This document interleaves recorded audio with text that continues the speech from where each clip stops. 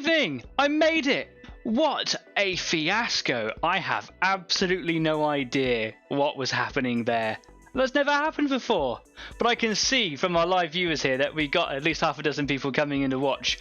So you've obviously got my message on the live video on our Facebook channel. Thank you very much for being so astute and alert. I could see it on the YouTube. I went on YouTube as a viewer myself, and I could see you all talking away in the live chat there, which is nice that you're all kind of getting along. But without your host, me, I honestly have no idea. So my humblest apologies.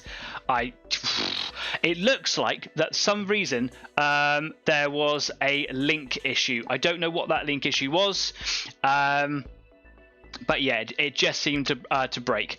I don't know how to get a live chat going on. I've just had a message now saying that there's no live chat for this video. I've literally just spare of the minute. I've just literally had to make a new sort of video, essentially like a new session. So I'm gonna have a little play and see if I can somehow allow live chat. But there's always Facebook, I suppose, if you are struggling and you wanted to pop on over and have a chat with each other. Let me have a little look here. Live chat. Can I allow live chat? I don't know. Interesting. I got really worked up there for a moment. I can see you all. I know you're all present. Let's have a little look. I don't know if I can. I'm going to click on this button and see what this does.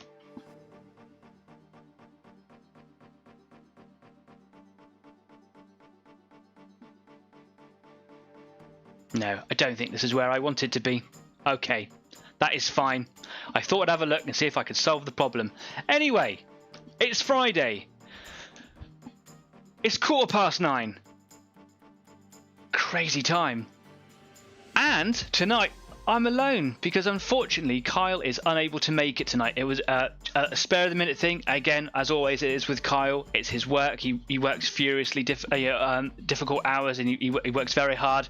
And he had just finished all of his lectures, etc., for the day, and then he was given an absolute boatload of work, and he just had to start it this evening. So, Kyle, I do believe you are watching the show right now. I can't see you chatting with us here in the live chat. Cool. Apparently this show is not made for children. Well, that helps, doesn't it? It's going to be an interesting evening, I think. Let's see if I can just affect anything here. I can watch my own show. That's going to be lectures, etc. for the day, and then that's going to be very weird.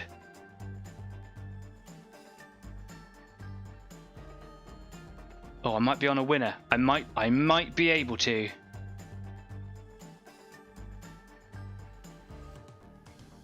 Let's see what I can do.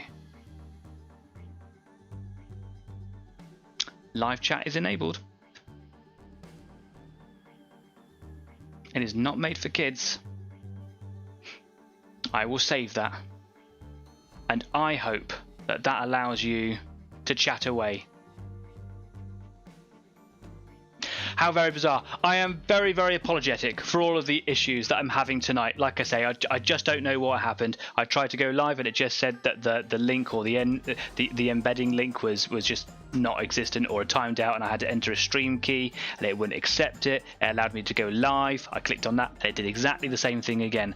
So I just created a new schedule straight away from scratch. Anyway, there is no Kyle tonight, so it is just going to be me. We did have, if you were here live last week, we did have the potential for a guest lineup tonight. That was going to happen.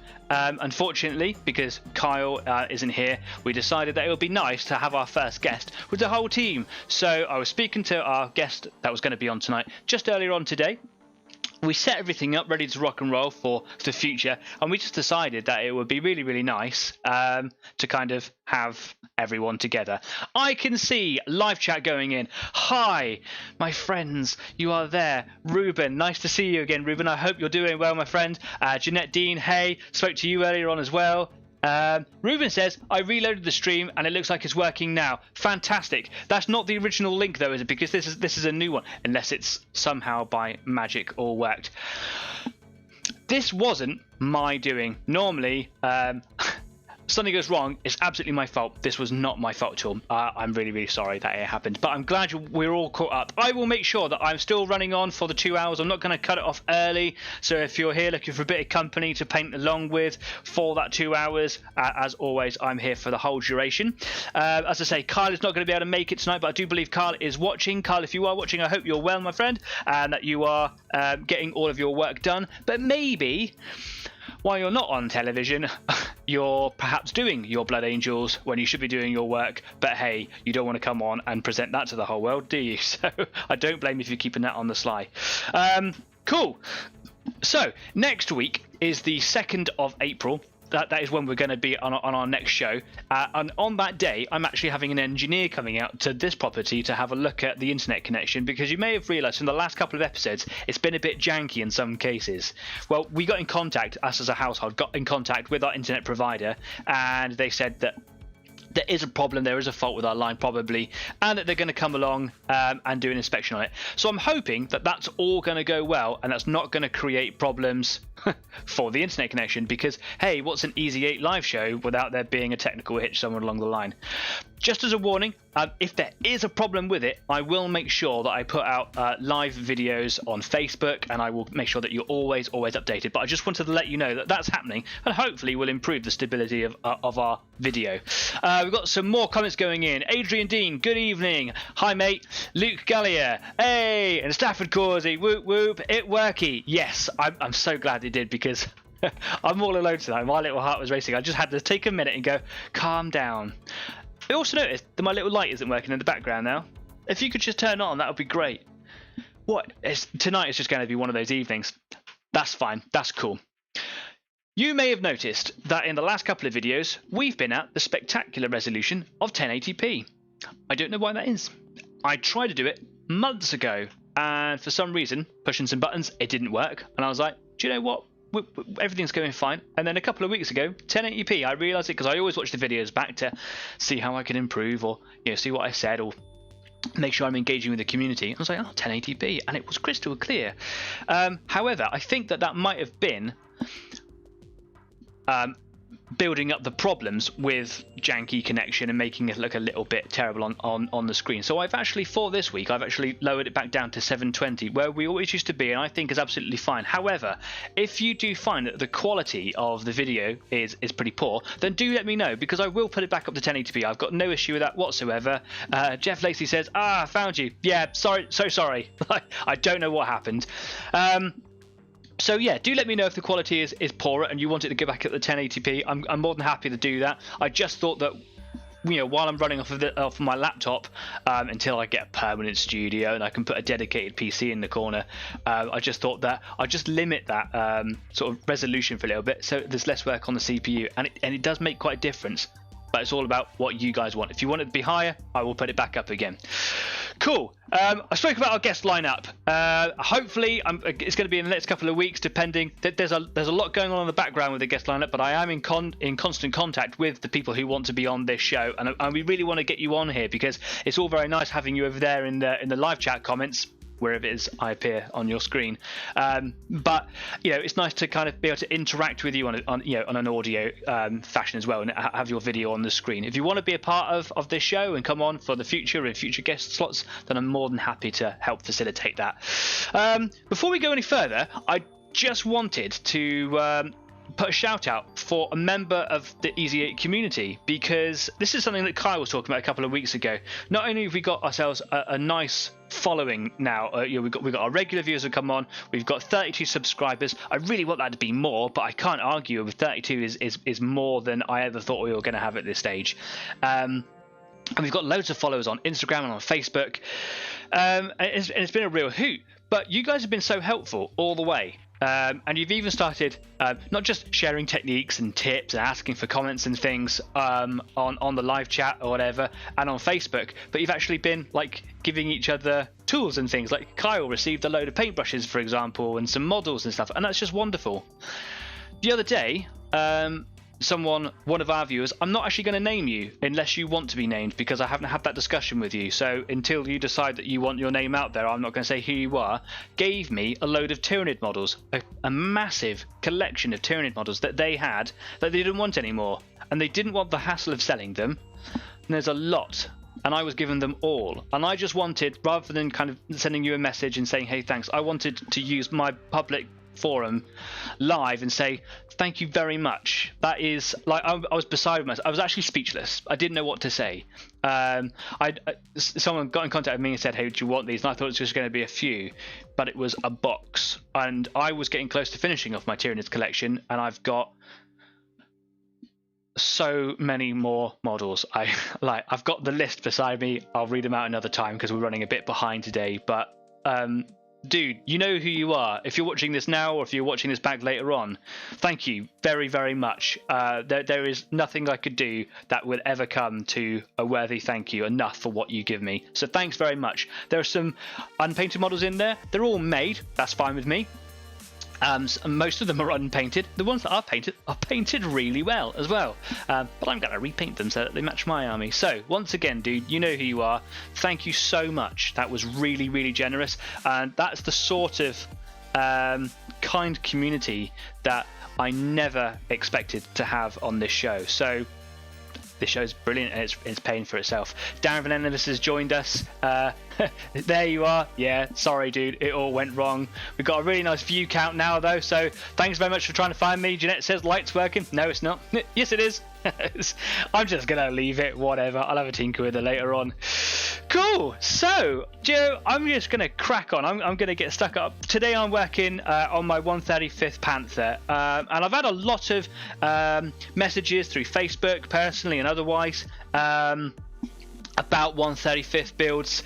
I'm absolutely loving this, and you guys seem to be really enjoying it as well. I'm not always going to be doing this. I'll be going backwards and forwards from all my different model types, from small historical stuff to Warhammer and fantasy style things, whatever takes my fancy at the time. But I'm really enjoying this 135th Panther, and I've been working on it far too long now. It's time it comes to an end. I did go and buy some new stuff for it. So the other day I went and bought a German camouflage modulation set, which I'm really happy about, because I've got obviously the modulation set for the standard colour of the tank, which is what is called Dunkelgelb, or dark yellow, and that gives you all the different tones, so you could do all the pre-shading like I've been doing from last week and going to continue today. But when you put the camouflage colours on it, I thought it's a bit weird that you don't have the paints to be able to do that modulation pre-shading with the camouflage colours. Found them. I went on the internet, found them, actually found a new store that's kind of opened up in the country. I'm more on that later on, and these came this morning, and I'm really, really chuffed with those. I'm not at a camouflage stage yet, but when I get there, this is exactly what I need. So that's really, really cool. And I've also ordered some transpirator. Trying to say that properly. Transpirator. This is a sort of glaze medium that you put in the airbrush. I think it's formulated specifically for airbrush. You can get a matte version and a non-matte version, so I've gone for the matte. And the idea is it works like a glaze in the airbrush, and it's supposed to make your paints transparent, but in a lot of research there are people saying that it doesn't necessarily make them naturally transparent, more translucent. I don't really fully understand the difference between those two, but I take their word for it because they know more about it than I do, clearly, because they had the confidence to say it. But what it's going to do is it's going to allow me to make filters much easier. Now, what I mean by a filter, if I take you over to the workbench, I will show you a bit more deliberately on my model. So here is my Panther, with my piece of paper that I like to spray over. You can see on here that I've sprayed it the base colour, which is this colour, Dunkelgelb. It's a lovely colour. It's really nice to work with as well. And I've done my pre-shading on here last week. I might actually go a bit more intense than that, but that's a really good place to start. The idea is that you put all this in the areas where there's going to be shadow, and I've started going around some features to kind of pick out some of the detail, and that's going to, though it's not a very realistic thing, like I said last week, it makes the model look really, really cool. And when you're not a good painter like me, this is this is it's going to make it look cooler than what I can do generally. What I would do, and what I was trying to do last week, and I have done on other models, is you get a lighter colour and you just very, very lightly spray over it with the airbrush. And because you're not coating completely, what that does is it allows the other colours to kind of shine through. The problem with doing it with just a block colour in the airbrush is that one foul slip of the trigger, if you're not so good like I'm not, then you can just go intense in one area and then you've kind of ruined it. So by adding a medium glaze or this transpirator product into the hopper of the airbrush, mixing the paint in with it, you can just go full blast if you want to. Obviously you want to control it, but the idea is that the colours are still going to shine through. So where these pre-shaded areas are, they're still going to have their colour coming through that filter and it's going to blend with it. And then where it's brighter, like in these areas here for example, that's going to help enhance the colour that you're putting in with the transpirator, and it's going to give the model a really good looking depth. I've ordered it, it just hasn't come yet, but that's fine because I've still got loads of pre-shading to do. I've got the side skirts here, which I'm actually going to cut up and make them look a little bit mangled and like some have been replaced, so that's a bit of fun for later on. I haven't put them on the model yet because I want to be able to get access to here, which is where they actually sit on these little clips just here. But I want obviously to get access in here to paint and to make the wheels and things. I have got the turret, which I have sanded down that mould line from last week, if you remember. I thought I got it during the making process, but I didn't, and I left it unpainted, so I sanded that all back down. Excuse me, I've got the hiccups. And the dropsies. I sanded it all down with really fine sandpaper, 1000 grit, and it's gone away. I did actually go a little bit flat on the bottom, but that's on the bottom and no one really cares. So I might give that another coat in a little while.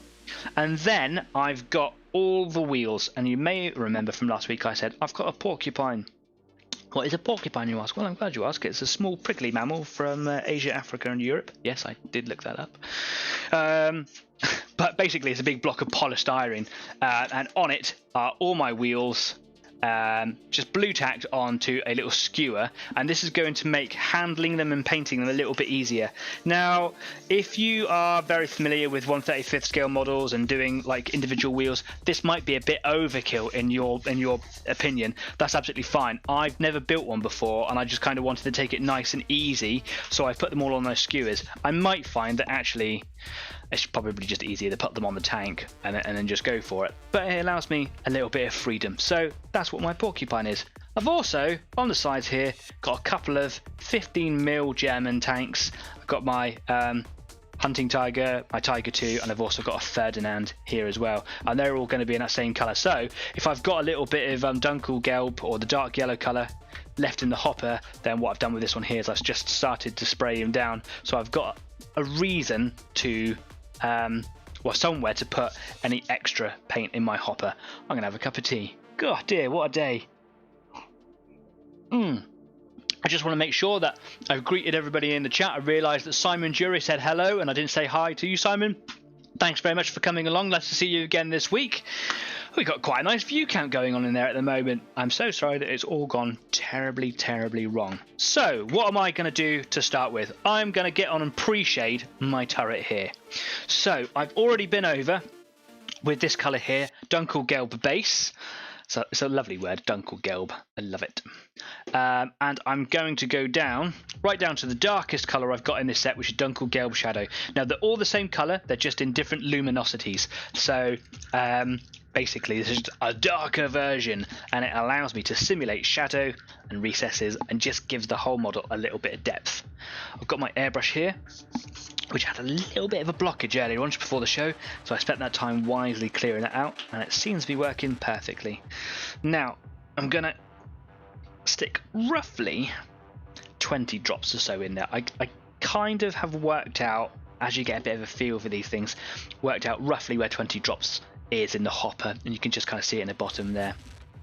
And what I do with the 20 drops is I'll put a little drop of flow improver in there, and that just helps it, stops it from drying so quickly when it's inside the nozzle of the airbrush, and stops it from accumulating on the needle. And I put a thinner in there as well.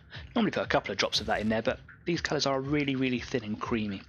And then of course it's really important to give it a mix. Oh, I feel all flustered. So if Kyle was normally here, he would say something like, "What are you guys working on today?" See that even I got it in earlier than he normally does. If you're watching Kyle, you got to step up your game, bud. I'd love to know what you guys are doing. This, of course, is a painting club. It is a social platform. If you are new here, I normally say this right at the beginning, but the schedule's out the window. If you are new, EasyGay Online Painting Club isn't a tutorial. It is merely a platform for everyone to kind of get together and share tips and ask for help or criticism, or just generally have a really nice area in which to paint and have some company live while we do it. And of course, there are some viewers who watch it back later on. That's cool. Whatever you like. Don't forget to find us on any of the platforms that you see at the bottom of the screen down there. So we are Easy8 and we are on Facebook. We are obviously on YouTube and we are also on Instagram. And you can find us on any of those platforms all the time. And don't forget to like and follow our stuff. And please don't forget to subscribe to the YouTube channel. And hopefully it works. Crazy. Right, so I've got a nice flow of paint coming out here. I'm just making sure that it's flowing nice and easy with no spatter. And I'm just going to start picking out areas where I think shadow would be. And basically what I've been doing is just kind of going around areas of detail. Now there is a gentleman who does a lot with Ammo MIG paints on YouTube. I can't remember his name, unfortunately, and he's extremely talented, and I was going to link the video where I saw him doing exactly what I'm doing now, and he was the individual who I kind of learned pre-shading from. Unfortunately, I wasn't able to link that video in a comment section before the video went live, so it's something that I have to do afterwards, but it wouldn't matter anyway because the video is now today. So after the show, normally it's about 24 hours later, I will make sure that I link that video so you guys can see him doing it as well. And he plays very loud classical music while he paints, and he's very, very good, and he shows you exactly how to pre-shade, and he looks quite cavalier with it as well, so he's not being as delicate as I try to be, probably because he's much better than I am. But I highly recommend it. When I get that link in the description or in the comments, yeah, head on over and have a little look, especially if you are one of the people who have decided to get involved in the 1/35th scale stuff since we've been doing it here on the show. I'm so happy that we're inspiring people. I was actually talking to Darren Van Enemis the other day, who's live in our comments. Hi Darren, hope you're well. Just the other day in a private chat, and he was showing me some of his 1/35th builds. And I was talking to him, and I made a suggestion. I don't know how everybody else feels about it, but Carl and I have spoken quite often about getting the community together when we're allowed to out of lockdown, to go to a convention. It'd be quite nice. But actually, I think it'd be quite cool if in the future we might be able to go to a convention and I'll actually hire a table and put it on a display. And as a community, we can display all of our works. Maybe we can do a mixture of scales, or maybe we just want to put up our 1/35th stuff or whatever. Something to kind of celebrate what we've done so far. I don't know how you feel about that. I think it's a fantastic idea. I might just do it anyway. But yeah, let us know what you think. I don't know what convention it'll be just yet. I live in the southwest of the UK, so there's actually one annually called PAWS, or the Plymouth Amateur War Game Society, I think it is. I've been there a couple of times and it's really good, and there's lots of stuff going on there. It's not just historical stuff. There's a whole room almost dedicated to 40k and bolt action, and then you've got all the traders, and it was really, really good. I really enjoyed it, and of course you get to meet all the traders and all the content creators and things out there as well. And I go down there with my dad. Had a brilliant time. And that is of course where I first bought my my first 15mm tanks, and played a game aptly entitled Tanks. Oh, I've got a bit of spatter coming at me airbrush there. I'm going to take this nozzle protector off, which I will put back on before I purge the airbrush to clean it, because it can be quite dangerous to the needle. That allows me better access to just get in here with a bit of cotton and just remove that build up. There we go. Go on, have another mouthful of this. Got some people making some comments going in here.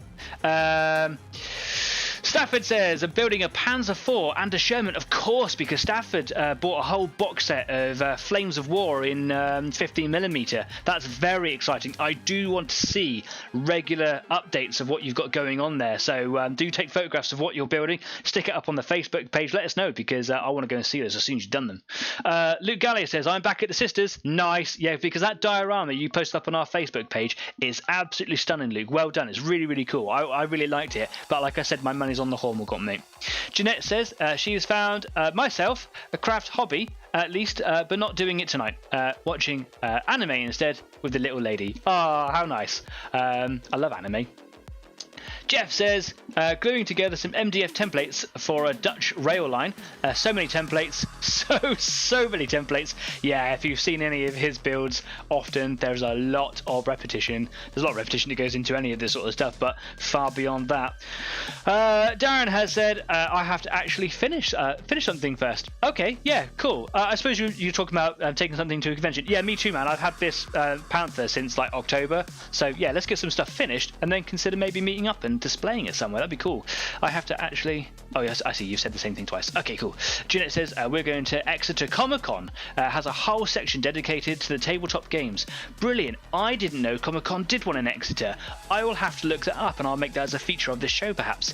Adrian says, I'm working on the first bastion of the Fortress of Redemption, down to those final little details. Yeah, of course, because we were talking just earlier on in a private chat, weren't we? Yeah, exciting. Make sure that you take regular photos of all your work tonight and ongoing, and stick them over up on our Facebook page. That'd be cool. Wow. Back on track, I think. Right, a little bit of pre-shading down in here, because the Panther has on the backs the armour kind of overlaps in there, and it's quite easy, I realised when I was doing the first layer, to kind of miss that. So get it angled. That's what I quite like about the airbrush. You just got to get it angled right and just blow a load of paint in there. Just going to build up that shadow, and I'm not going to be too precious about going heavy, which is what I was doing last week. I was going like, oh, I don't want to go too heavy, but actually watching this gentleman on YouTube just the other day, he was going for it. Okay, I will too.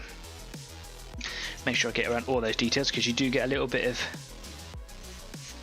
brightness appearing under those areas where you're trying to get the shade, get the shadow, and of course that stands out because everything else is dark, but the bit you miss is really bright. There we go, that's nice. I'm still very delicate on the trigger of this. I've been using the airbrush for a while now, but you're always learning, and as with anything really, and I can be quite timid on it sometimes. Some days I have like a really good day on it. There we go. This model's really good on the detail, because it even has like the grind marks on the big slabs on the sections of the interlocking parts of the armour, which if you see a German tank or even any kind of Second World War tank up close, they're really crudely made. There's a lot of detail on there and I like it, it's good. Cool. In areas where there's a bit too much pre-shade, I can come back later and just kind of brighten it up again, so I'm not too fussed about what happens there. This is obviously shadow, but it's fake shadow, so I'm going to apply it at the bottom of these panels here by just kind of angling down and just basically glancing the bottom edges there. And I'm being quite light. I could probably do with a little bit more thinner in there next time. There we go, and you can see now that it's kind of got this line. It kind of is graded a little bit as it comes out, so it's going to feather out, which is quite cool. And I'm going to go all the way around like that. And again, if it's too heavy, it doesn't matter really, because later I can feather that out. And I quite like my models anyway to be quite grimy and dark looking, and I think it gives them lots of character. So that's not going to be too much of a problem. Come on. Yeah, I think I need a bit more thinner in there next time. I'm not going to put any in there now because it will knock the ratio out. But you can feel it, you can hear it. And it kind of starts to spatter a little bit. And then right underneath here, right under the mantlet, I'm going to go quite heavy under here. But I'm also going to go just down on those corners down there as well.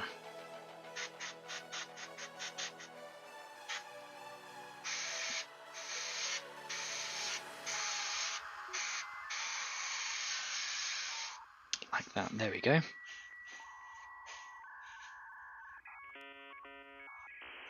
Lovely. I've noticed what I do with the airbrush is, as I'm painting, I tend to pulse as we're confident in airbrushes, make continuous lines. And when you get an airbrush, that is one of the things you learn, is to kind of like make wiggly lines and see how neat and tidy you can get them. But it appears as I'm painting on a model, that experience kind of goes out the window. Like I say, I'm quite timid. I'm not very good. There. Okay. And maybe a little bit just under this little cover here, which I think covers the top gap.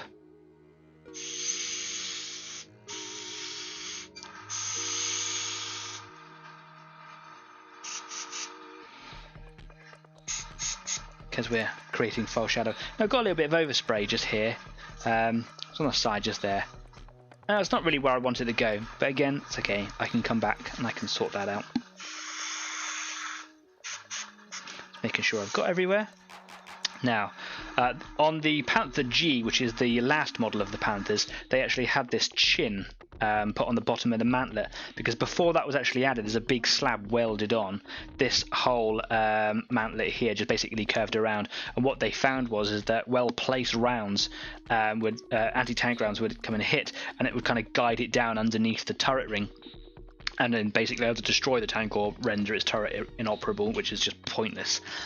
So on the later models, you get this chin, and I'm just going to make sure that I kind of just go along now and just appreciate that chin all the way along there, getting right underneath the cannon. And my dad sent me a video earlier on of Bruce Compton, a historical vehicle restorer, has his own TV show and YouTube channel, has just sold his Panther that he's been doing up for the last 4 years for £14 million. £14 million, and it looks amazing, and it sounds amazing as well.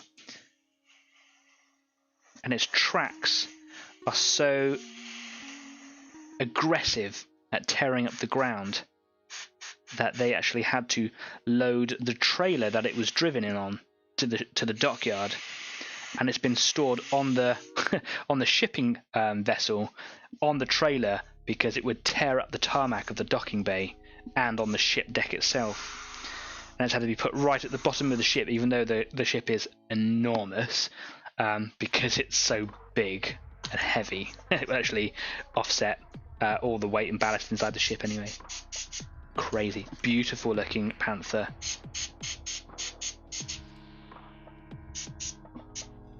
Arguably the best tank in Second World War, some would say.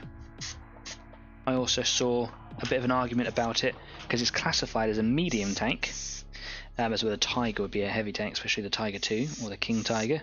But there are some people saying that actually the Panther should be classified as a heavy tank as well, but it does maintain its medium tank status. So if you were to compare the turret and the hull here, you would notice that the pre-shading is more intense on this one. That's because last week I did put a slight filter over it. I might actually go back and make that more intense, but I will do that later on, because I don't want to be going back over stuff I've already done on this show, because that would be boring. So just going to make sure that I've kind of got all this pre-shading done here, and I'm just going to go straight to wheels today, because that's just going to take forever, so I might as well crack on and do that now, right?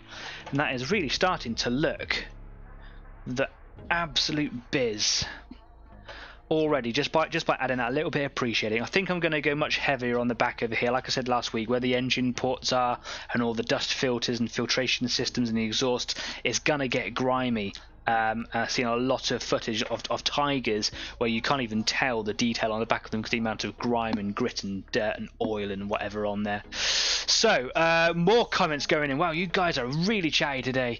What's going on over here? Janet says, it's in October. I will message you the link. Oh, that's brilliant. That's obviously for the Exeter Comic Con. Jeff says, I'm interested too, Janet. Fantastic. 2 seconds, Jeff, and I will send it to you. Wow, look at you guys all communicating without me. I feel so alone over here. Sent it on Messenger. Link not working, so I'll just invite you. Maybe the internet is broken today. Maybe that's what's going on. Yeah, cool. And what I'll do next week is I'll see if I can find as much details as possible, and I'll bring it up as a part of the show. And if you are interested as a community in going to somewhere and meeting up and taking the community that one step further, then let's do that. That'd be great. So many wheels. I wonder, is this as many wheels as you have templates going? That's to Jeff in the comments there. Okay, there's so many here. So I've got a selection of different types of wheels. Essentially, I have here drive wheels. These are the wheels that are actually connected to the transmission directly from the engine. These are the ones that put all the effort in forwards or reverse, and they obviously have these teeth here to grip hold of the tank tracks and move them about. The rest of them are for road wheels, and they spread the weight out, and they obviously provide suspension. I've also got, for the rear wheels, these little jockey wheels here, or guide wheels as I think they're called. These ones, they're not under any power, and they don't have any kind of suspension on them. They are just to bring the tension of the tank track right at the back, and they just kind of rotate with the friction from the tracks itself. I've got two of these on each, one on each side, so two pairs, one of each, yeah, whatever. And then I've got a whole cluster of different types of road wheels. So you got these ones here, which are double wheels, and then I've got single inner wheels, which are these ones here. So these ones go right on the inside, and these ones would overlap. Getting shot, Danny, like that. And then I've also got exterior layer single road wheels, and so basically what you would do is you would end up in this sort of formation, if I can get into shot again. So you'd be like this, and then like this, and then there's 8 pairs or 8 sets, I think, all the way along each side, which is why it was so time consuming for maintenance on the Panther and other vehicles like it, like the Tiger as well. Precision made, but under Nazi leadership, absolutely rubbish at mass production, as we all know. And you can see down here, all of these axles here where the wheels all sit on, they're all torsion bars, double torsion bars in fact. So as the wheel hinge goes up and down, there are 2 bars that get rotated to transfer that force into another single bar, which gives you spring. It's very, very durable and very, very efficient, but it does basically take up the entire underspace because these torsion bars run right across. So there is no, even though these little hatches underneath, they're not hatches, they're like access ports for maintenance. There are no escape hatches under a Panther or even a Tiger or Tiger 2, I believe.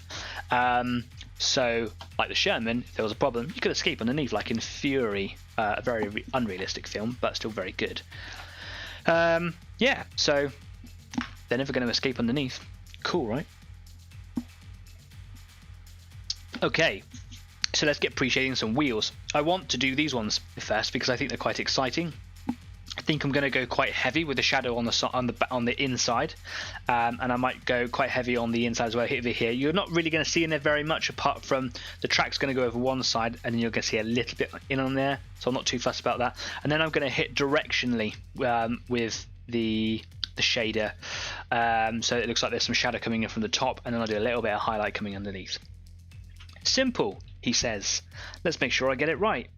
So, might have a little bit of a blockage because the brush has been sat there for a while now. Let's just clear that off. Got a really good viewer count going on today. It was higher a minute ago. Someone came in and left. Sorry. Not the greatest show today.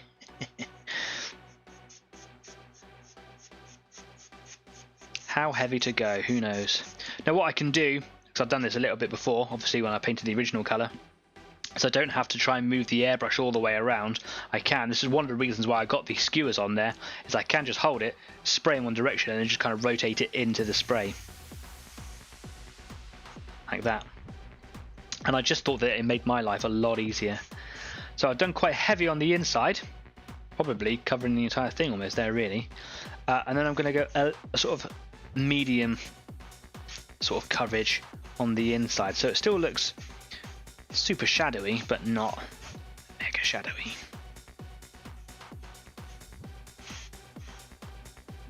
There.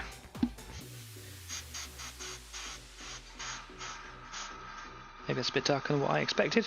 Who cares? Have fun, right? Okay, and now what I'm going to do is I'm just going to hold it in one direction like this, and I'm going to spray down onto it so that the shadow, like we did on the other pieces, just sort of affects in one area. And what it's going to do is also going to create proper shadowing. So on one side we have quite a heavy shadow, and as I turn it around you get a little bit of highlight. And then what I'll do later on is I'll come in that direction with the highlight, and hopefully gives the impression of shadow. If not, well, I tried. Cool. So there is one wheel, and then what I do is straight back into porcupine, and that's why I made that. Just a piece of packing polystyrene. Cool. And now same on this one here. So probably quite heavy on the back.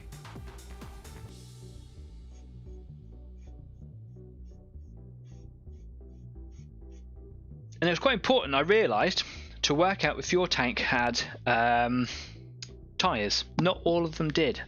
So this one does. This rim around the outside of this road wheel here is a tyre, piece of rubber. It's not inflated, it's solid, and it do get teared up quite quickly. But they started to, in the later part of the war, started to have specifically designed steel rimmed or very resistant steel rimmed wheels is the actual name for them, where they just thickened up that outer rim of metal, and it basically stops the weight of the tank from tearing up specific sets of wheels on some tanks or the whole lot on others. It also meant that there were less parts, which meant that the production was faster, but they weren't really into like proper steel manufacturing at the time, so it wasn't as good as it could have been, but it was quite revolutionary at that point. Now that's probably in a lot of later tanks, so the Tigers of both variants and some of the later Panthers as well, but also the Panzer IV.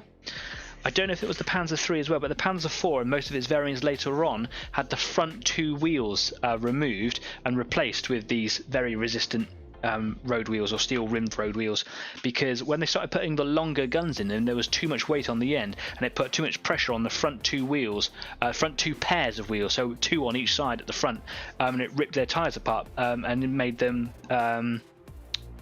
basically they were useless much quicker, tended to be repaired much more frequently, but by replacing those front two wheels on each side meant that they were less prone to tyre wear.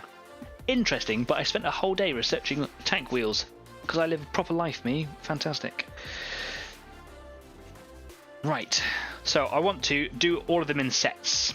So I'm not going to do that one just yet, and I'm not going to do that one just yet. So I've got all of the outer road wheels. I know these are outer ones because they're convexed and they have a hubcap in the middle, like that. The other ones are the other way around, as you can see here. And then the other ones are doubles.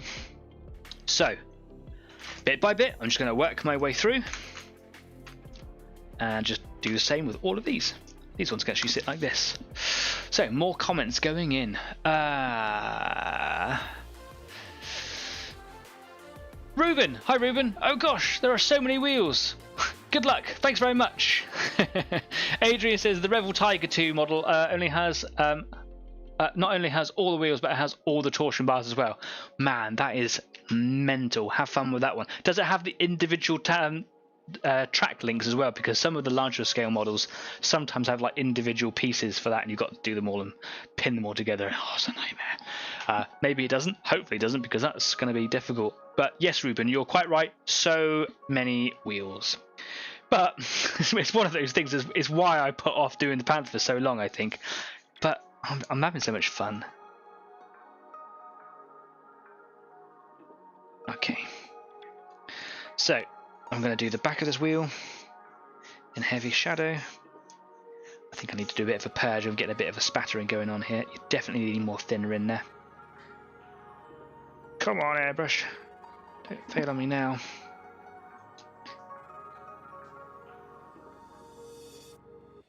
Am I actually getting low, or is it? Nah, there was a blockage in there. Of course there was.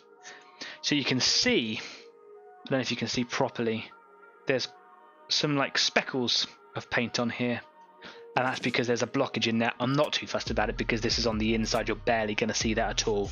I'm just trying to create shadow so that you can't see brighter colours from the other side. I'm not going to worry about the outside of it because that's a tyre, and that will be done in like a greyish black. And now here I'm going to do a directional feature like that.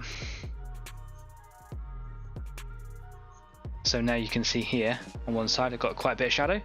So turn it over, it goes into a highlight, and again later on I'll come in at another direction.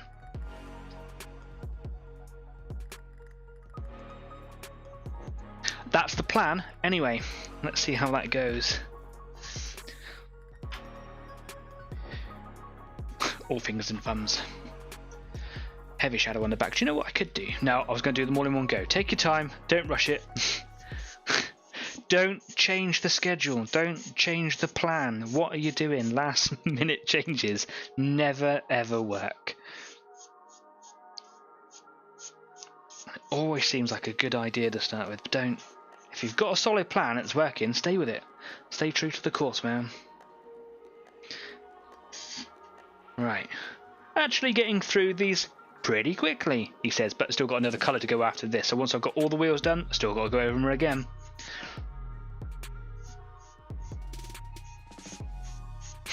This is one very good thing about 15mm tanks, is that all the wheels are just moulded into one section.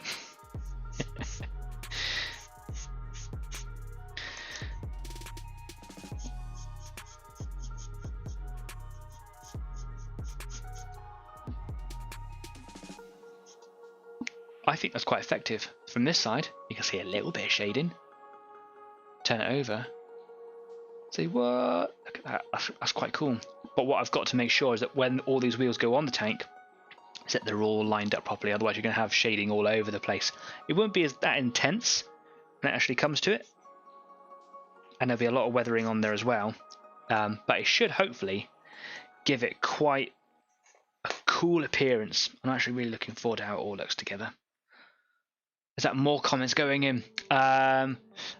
Adrian says, luckily the tracks are not individual pieces. Yeah, cool. To be honest, in my memory, I can only remember one tank, and I think it was at a larger scale, so I think it was like 1/32. But they do exist. Darren says you can get the individual metal track links in 1/35 for most tanks. Oh, so if you want to, you can actually get them. We will get you an Easy 8 Sherman for you for your next birthday. They only have a few wheels. Oh, thanks very much. I did say that I wanted to do an Easy 8 Sherman because they are beautiful tanks, and you know it's what the show's named after, right? Is Easy 8. I'm going the wrong way on my sign that never lights up. Stafford says, oh yes, 2 built and onto I can't read that because it's so far away from me. What's that last one there? Onto a BB, or an 88. It's an 88. Of course it is. Yeah, my laptop, to be positioned perfectly using its integrated webcam, is a good 3.5 feet away from me, and the live chat's very small, which is why Kyle likes to do all the live chat stuff, and he's so good at it.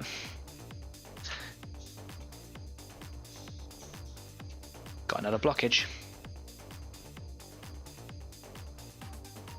So what you can do is you can put a piece of cotton very carefully over the needle, push a little bit so not to bend the needle because that's dangerous, and then just put a little bit of air through it and you'll get a little bit of bubbles, and it just basically forces the air up into the hopper, and it might just dislodge a little bit of a mild blockage if there is something in there. Yeah, I can hear it, there's a bit of a blockage in there.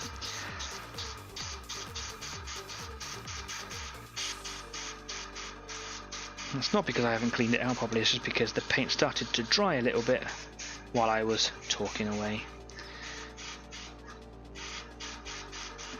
What time are we at now? We're at 2 minutes past 8. Normally we'd be on a little bit of an intermission now, but we are some minutes behind. Again, my apologies for all of that. But yeah, we'll have one shortly. So if you're starting to need a bathroom break or a fresh cup of tea, it's coming, don't worry.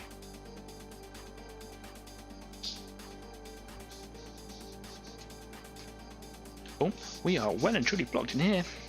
I might have to see if I can purge him. Oh no, we are just empty. Okay, what I'm going to do is I'm going to give him a clean. So, Normally I just put water through between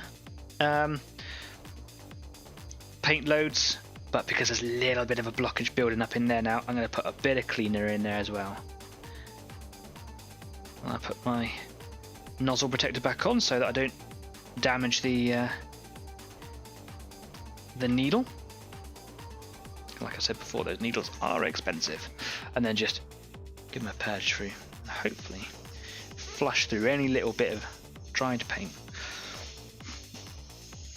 Of course, a piece of dried paint inside the hopper or inside the paint chamber will just start to accumulate more and more dried paint, or it accumulates more paint, which then dries and the blockage gets bigger and bigger. So you do want to get on it as soon as you can. Put a bit more water through there, and then I'll put a bit of cleaner in. It's going through quite nicely now because the water is thinner than paint. That's why we have paint thinner. So I do have neat cleaner, which I just put into this easy to use little bottle, and then I've got 50/50 water and cleaner, because there's no real need to put neat cleaner through your airbrush. It's just a waste of quite expensive cleaning fluid. So it's even recommended by manufacturers that you just kind of dilute it down. So I put 50% of cleaner in there, 50% of water, give it a little bit of shake, it's all mixed up, and you can smell it, it's in there. And that looks like it's done the job. Flush a little bit of water through just to get any remaining cleaner out of there perhaps, or any little bits left over, and I think we're good to go. I might just give the nozzle a little check, and then on the next batch of paint I put through there, I'll make sure that I put a bit more thinner in, maybe even a bit more flow improver as well. So I can take the back shield off, and I can take the whole nozzle off here. If there's any paint in there, it'll all come pouring out now, but I've just cleaned it out. So inside you have a little, this is your nozzle, and this is a nozzle protector, and you can get a little bit of build up. I can see it there, just on the outside. You can get little bits of deposits in here as well, so you've got to clean it all quite regularly. And then inside you can see where the needle sits. The needle is held in place by this little device at the front, and always push your needle forwards, because then you're not going to drag any dried paint or any wet paint through the whole device.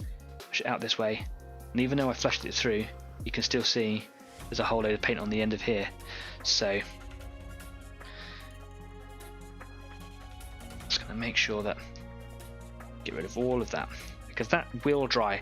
Sometimes when I've come on to the show and I said that my airbrush is all dried up, it's because I haven't cleaned that properly, and that dries and becomes like glue, and varnish is the worst thing for it. When I was cleaning out the airbrush just before the show, a big lump of varnish came out, not massively big, but big enough for the airbrush, and it was the shape of the outside of the needle, so it had been sat inside the paint chamber even though I'd cleaned it properly. One of those things. I'm not going to give it a massive strip down clean right now, because I'm just going to carry on using it. So I just wanted to kind of get any little bits and pieces of dirt out of there now. Put the nozzle back on and push the needle in. You can see the little needle come out. Boop. And then tighten it up. And this little nut here basically has got a spring inside, so as you pull the trigger back, that's what gives you the action. Cap back over the end.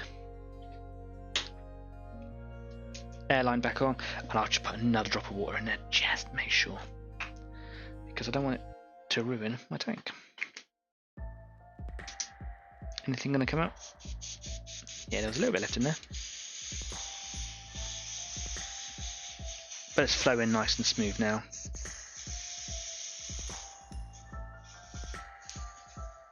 I'll put more water in than I thought. I'll put it in a purge tank.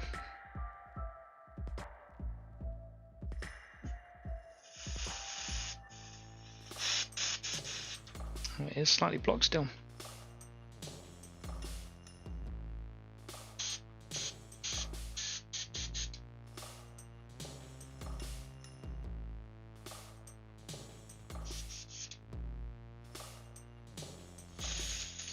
There we go, that's better. That is the joys of having an airbrush. Sometimes it just gets blocked. Cool. Right. Always have a rubbish brush on the standby so that you can mix stuff in the hopper of your airbrush, and I want some dark shadow again. That's what I want. And I'm going to have some airbrush thinner, and I'm going to have some flow improver, and I'm going to put 2 drops of each in there this time, and that should hopefully prevent it from turning into a bit of a gloopy mess and drying up. It's probably because I didn't count the drops in. I'm just trying to learn to freehand it. I know that I'm going to need more than 20 drops because I've got so much stuff to pre-shade. I didn't probably get the ratio right. If you're counting the drops in, it's just more time consuming, but you get a very accurate ratio. So you go, I'm going to do 20 drops of paint, I'm going to do 2 drops of flow improver, 2 drops of airbrush thinner or whatever, and you can be much more calculated with it. But there comes a time when you've got to be able to make that judgment call offhand and just be, hey, you know, I'm skilled now. I can work this out. Clearly, I can't.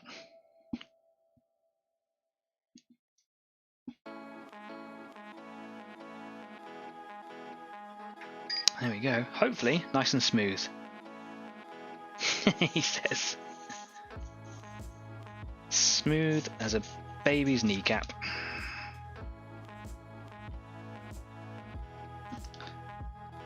Well, we all know what I'm going to be doing during the intermission. Strip down clean of the airbrush.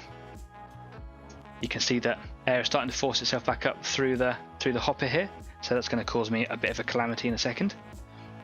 So what I just do is I just scoop that off my brush and or my finger, why not?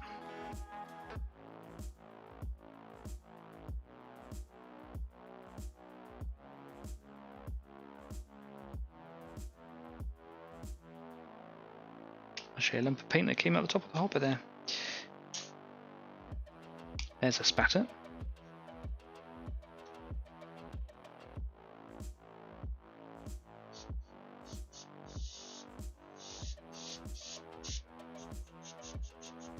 There we go. That, whatever that was, that splashed well and truly proper. And that's why it's always handy to have your models that you're painting well away from the area that you're working on, because sometimes this just happens, and I'm still very amateur. Anyway, back to what I was doing, and hopefully we're not going to be so spattery now. I'll just wipe the end of that nozzle off again. If you ever get an airbrush, I'd love to know how you get on with it. Perhaps you're going to be much better than I am. I just enjoy it. I used to spend a lot of time cleaning because I didn't know what I was doing, but I always enjoyed it. It's just a fun method, if that makes sense. I just enjoy the process of airbrushing.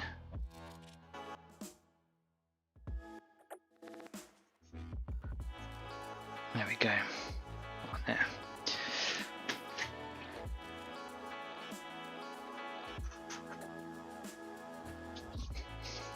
Everyone's gone quiet in the live chat now. Obviously, everyone's got to that point where they're really focusing or concentrating. Still got some viewers, so that's good. What a rubbish show.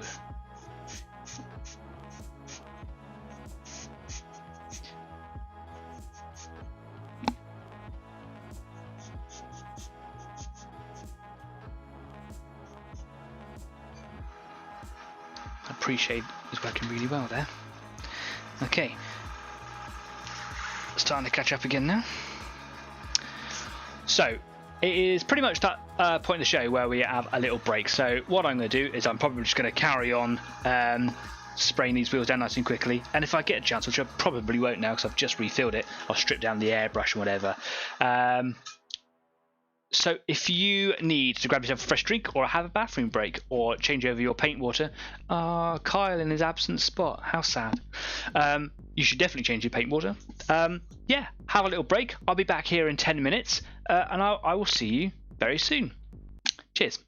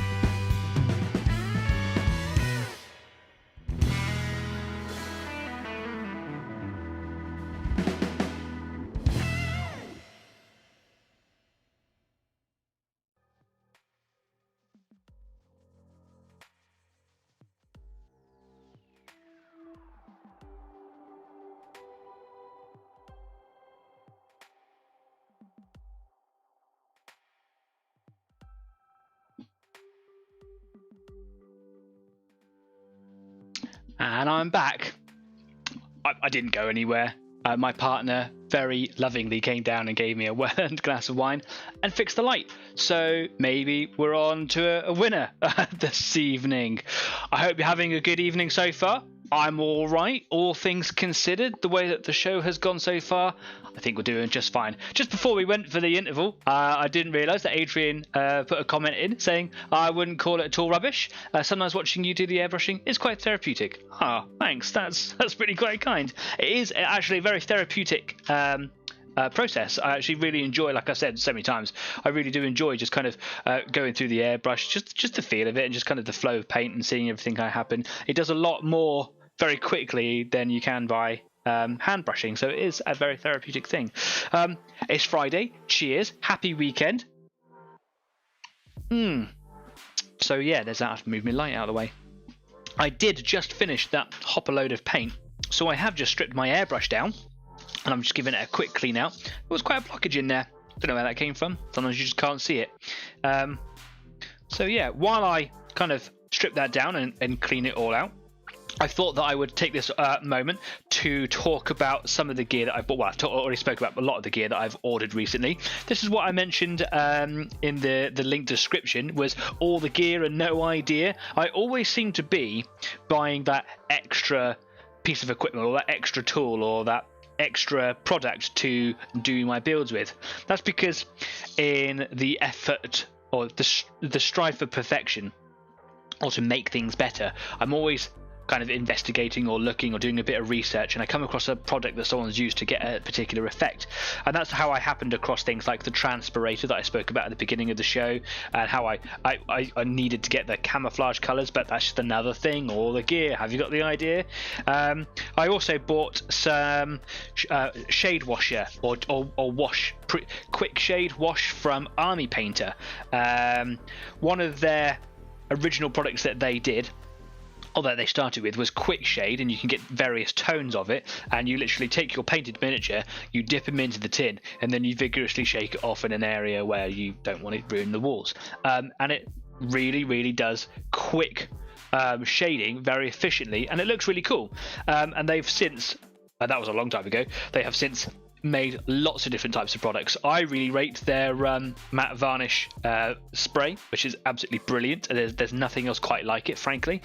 But they do all sorts of different colors and versions of quick shade. I found a blue cool wash, which I'm going to use on the Tyranid models, where I was saying a little while ago I didn't quite know how to do the earth effect on the floor. So I'm going to paint it all grey, and I want to kind of make it, I want to tone it down from the greys that are on the model, because it's quite a prevalent colour, and I use the yellow to pop, but I want the ground greys to be different.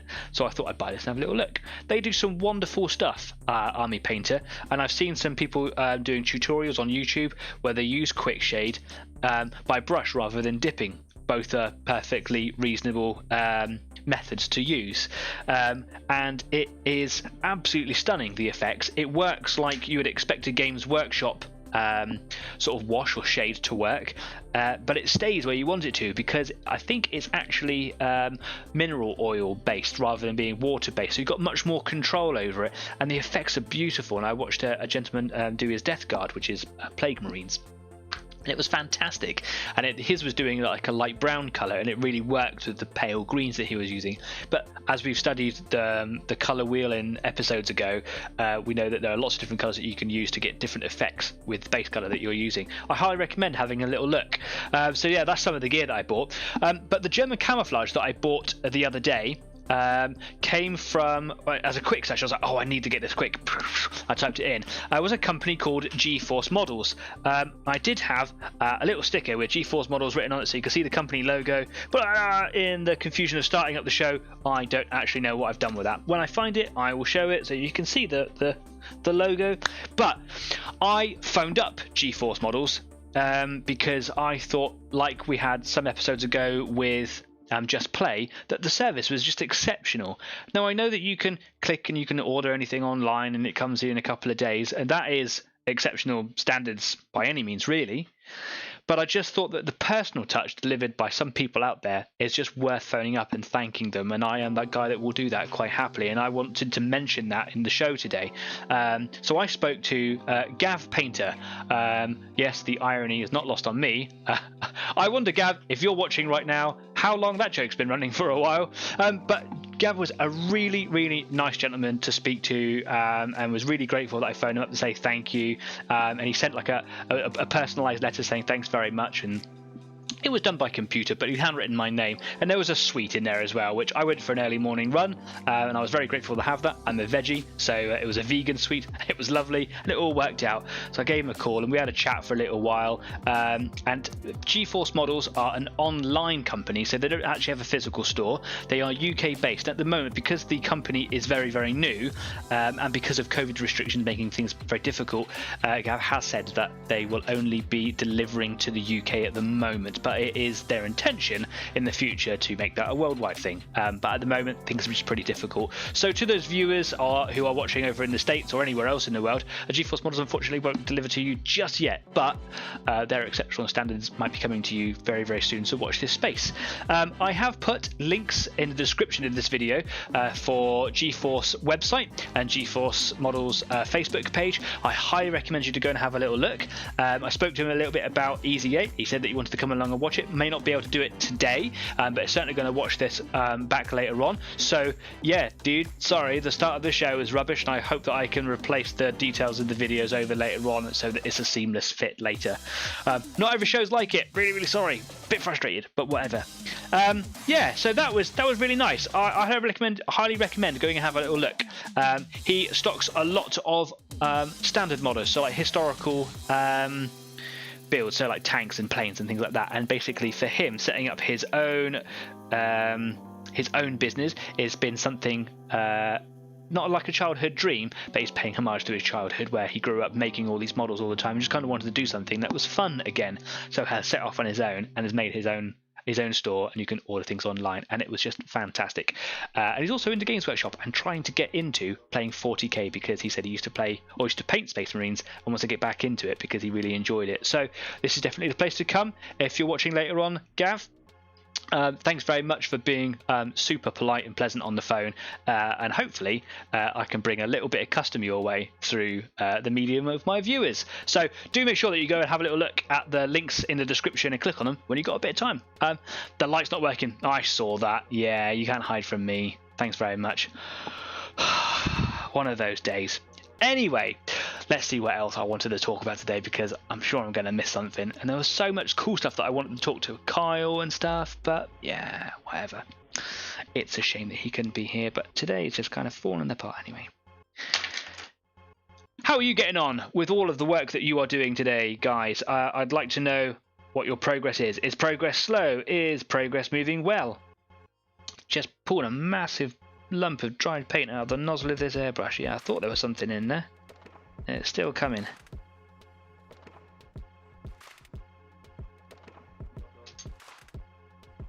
Clearly didn't mix something properly. Light is coming through. That's a good sign, right? Surely. Fantastic. Right, well, let's make that there then.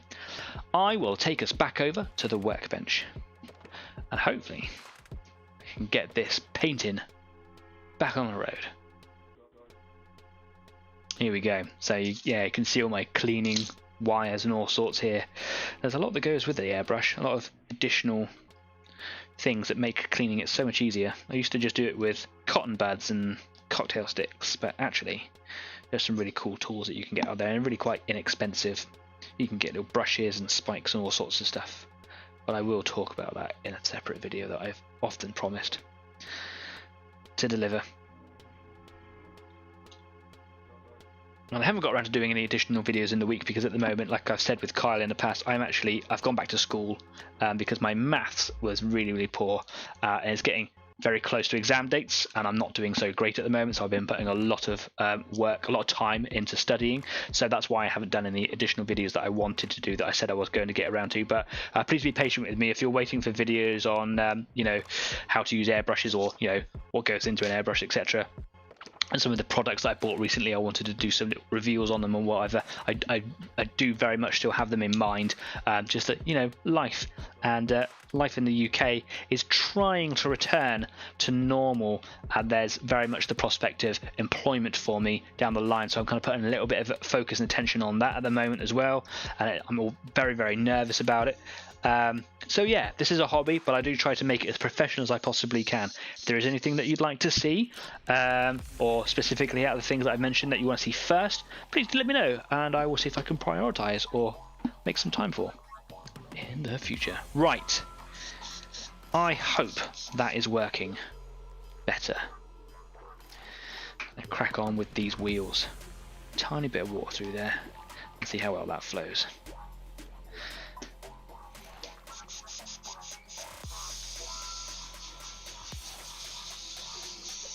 Seems to be smooth. There we go. Okay, cool. Let's get some more paint in there. Maybe this time I'll count.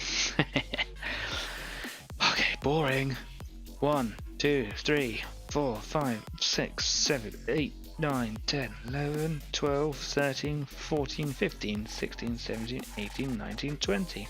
Yeah, that was about right actually. I can see the line where my paint was coming up to earlier on. I think that's pretty spot on really. Never mind.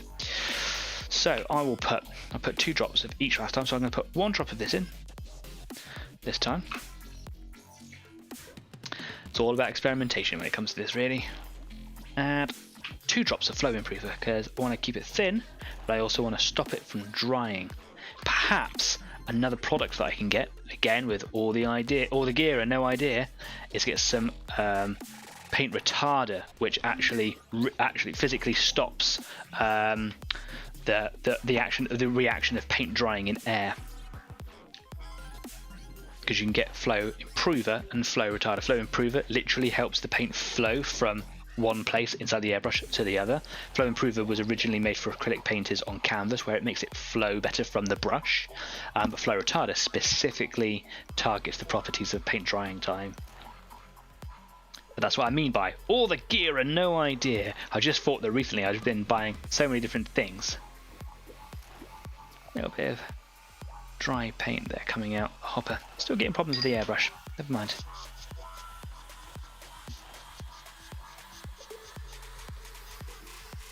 Okay, as long as I keep it moving, that flow of paint. There we go. So now I'm on to the double set of road wheels. So the pair. And I'm halfway through those now. There's so many wheels, man. It's ridiculous.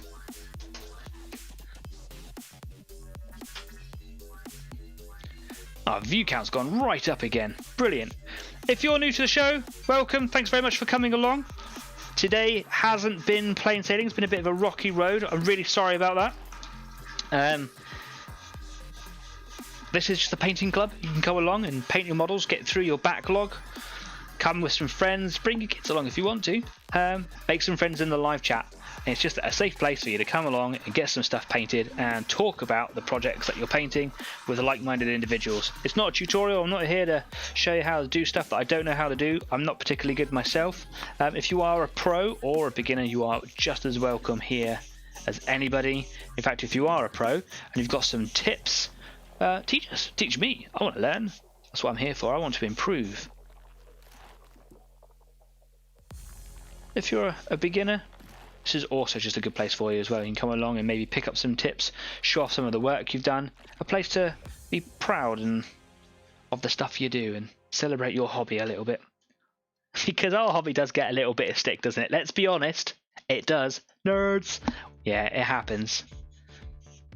I'm proud to be a nerd, man. There's a Simon Pegg that was a celebrity that said something very poetic and poignant about being a nerd. It's just a way basically of being publicly proud of something that you're passionate about, you know, and I couldn't agree more. Absolutely brilliant. Right, that's all of those double pair road wheels done. Now I'm on to the exterior ones, where perhaps my attention to how I attack this... Oh, I missed that one. my attention to how I do these should probably be a little bit more focused, because these are the ones that you're going to see on the outside directly. You will see the others, but barely. I notice we've got another comment going in. Are you going to paint the tyres? Yeah, I'm going to paint every little bit of detail. I've actually got a specific enamel paint for painting the tyres. I didn't like it, but I was using it out of the pot in my ignorance, and I know that you can get enamel thinners or even white spirits and things like that, which I probably should have been using to thin those paints down. But I just don't really like working with enamel paints. I like working with the enamel weatherings products. They're wonderful, they are. But I might just kind of give those to someone if they want them, and they're more than welcome to them, really. And then I will probably buy some decent colours. It's not because rubber was made differently back in the Second World War. I believe that the rubber colour is much lighter than standard black, so that it's almost like an ash black. It's quite dark for an ash colour, but it's not jet black. However, you do see pictures of tanks with jet black tyres on, so I don't know how true that is, or maybe that's just modern reproductions, etc. I don't know. So I'm not going to go completely jet black. I might just kind of, brighten it up a little bit, make them stand out a bit. But yes, I am going to do them all. And of course, that's a really nice glass of wine. Of course, it's not going to be airbrushed. It's going to be done by hand, and that's going to be a long afternoon, I think. So yeah, there's that.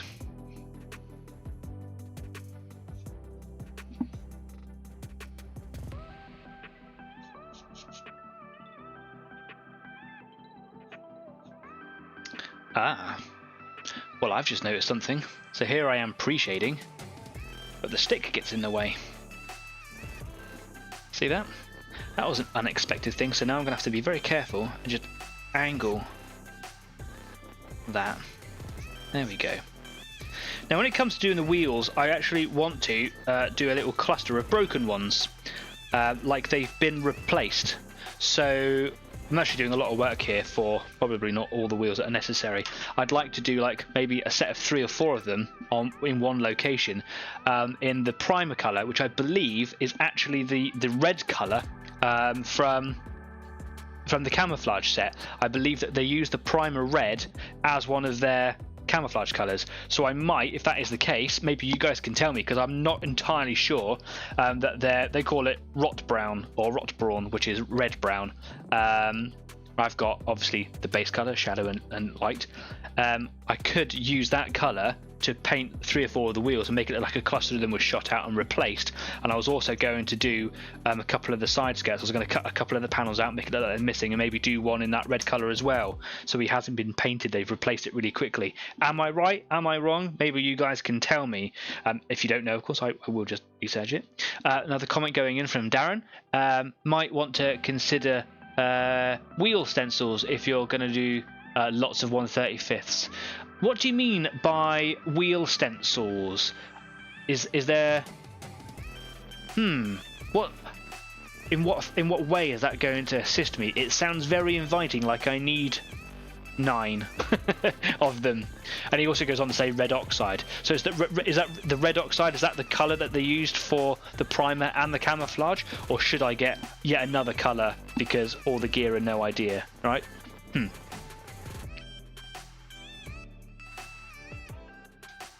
Is a wheel stencil like a jig that I can hold them all on? I'm intrigued. Darren, you keep on telling me about all these really cool things. Yesterday, Darren was showing me this homemade brass etching jig that he made at work, because Darren is a fabricator, engineer, and has actually made this tool, which you can normally buy, but they're normally quite expensive. So Darren decided that he was going to make his own. Oh, it's brilliant. And he can like bend all of his own brass etchings with this very cool looking piece of this basically cool looking tool that he's built himself. Some of you guys are very, very talented.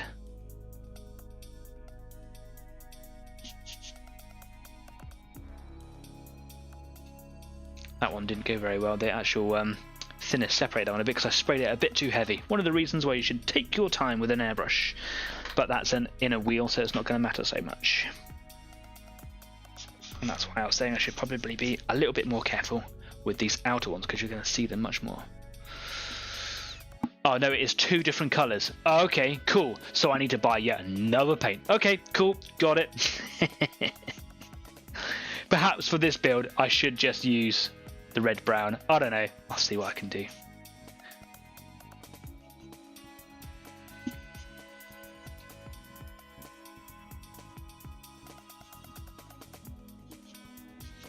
Get a bit of spatter building up there. Let me just attack that with a bit of cotton. Oh, now we're getting conflicting information going into live chat. Adrian Dean says that rot brown or rot brawn is the undercoat. The reddish brown from the camo is shocker brawn. At least that's what my King Tiger paint set seems to say. Well, I've actually got here the German camouflage colour, and you can see here that it says I've got the green and the red, because obviously the yellow is the part of the base colour. Rot brawn, base, light and shadow. And then it goes into olive green, base, shadow and light. Interesting. Have we found something here that we all have to go and look at now?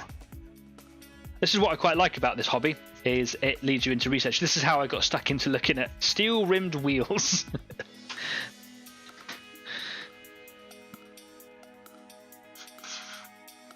My porcupine is looking very shaded now. It's very, very good.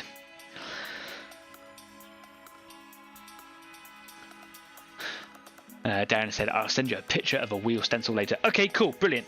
I'd love to see it, because all the gear with no ideas. That's going to be my mantra for today, I think.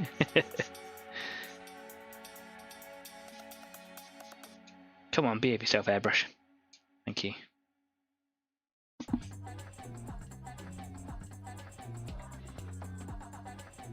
think I've over-thinned it.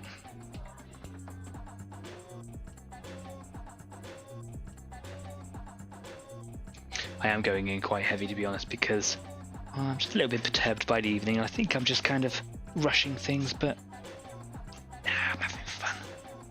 I care not. I do be careful that that doesn't touch my clothes, because that will ruin my lovely black shirt. Take your time, take your time.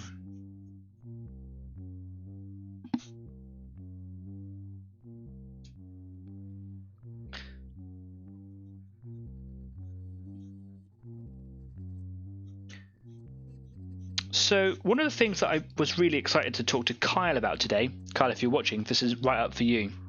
As I mentioned just a bit earlier on, mould lines. On these smaller tanks is a very good example of having mould lines in a very, very awkward area. So on these tank tracks here, this is the King Tiger, there's a mould line that runs all the way down the centre of each track.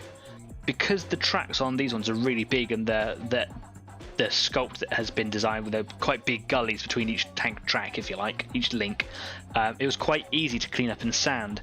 And that's the same on both the King Tiger. The Ferdinand was quite easy as well. That's actually quite a clean one, that one. Some of the tanks were very, very difficult to clean up those mould lines.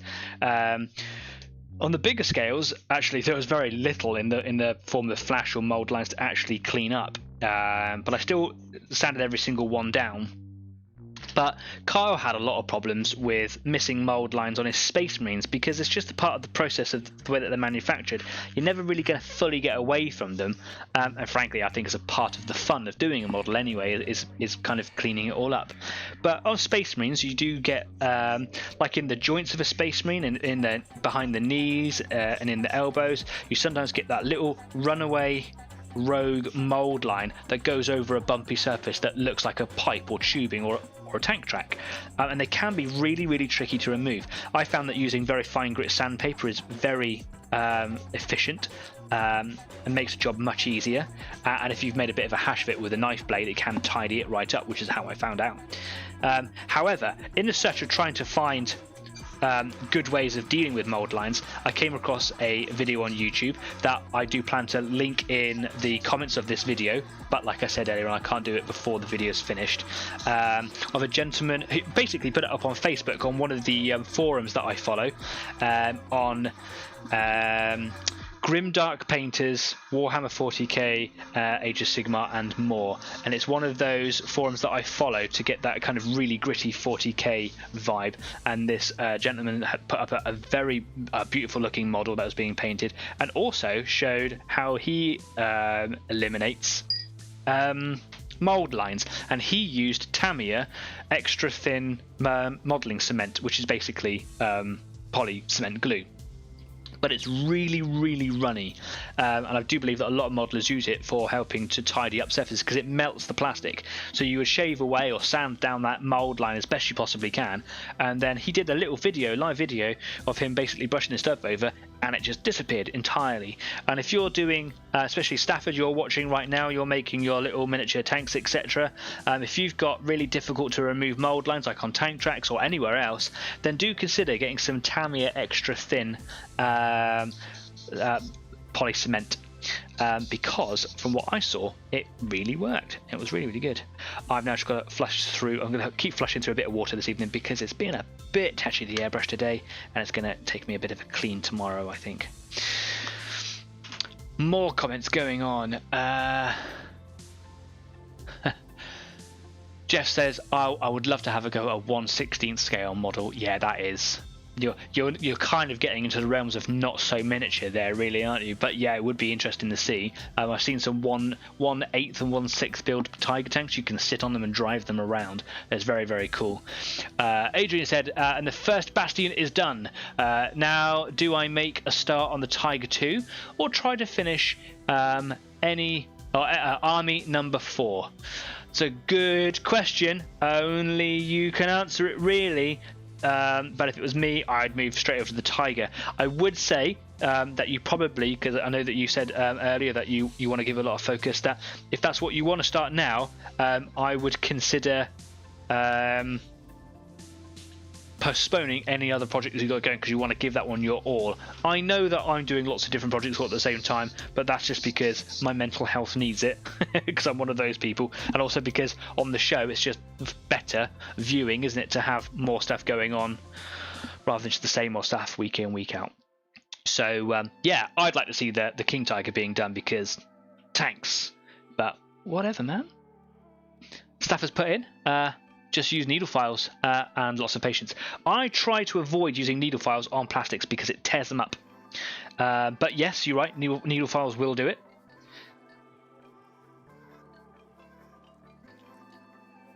But yeah, you're right, it does require lots of patience. And that gunk that just came out of my airbrush. What do I do with that now? Over there. Brilliant.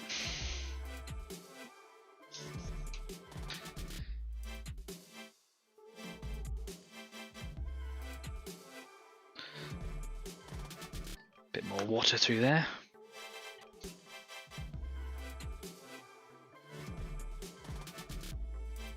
Needle files are actually very good for running through like the grooves between tank tracks and things like that. Just try to not do it so much anymore. Sandpaper, because you can fold it up into whatever shape you need, and 1000 grit is really good. More wine. Cheers.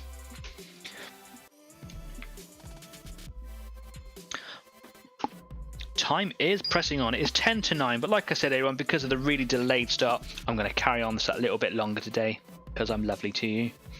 And you guys have been so lovely to me. Excuse me. Right, what was I doing? Yeah, more shadow. The shadow experience doesn't want to end today. It just goes on and on. But I've only got this one wheel here to finish, and then 5 more. That's 3 more road wheels, 1 drive wheel, and 1 jockey wheel at the rear. So that's good news. And then I might do a quick, I mean, not necessarily on the show, I might do a quick once over the hull again, just to kind of super define those appreciates I've already put on, because I quite like the starkness of the turret here. I know that I've put a filter over the hull, but that looks quite cool, right?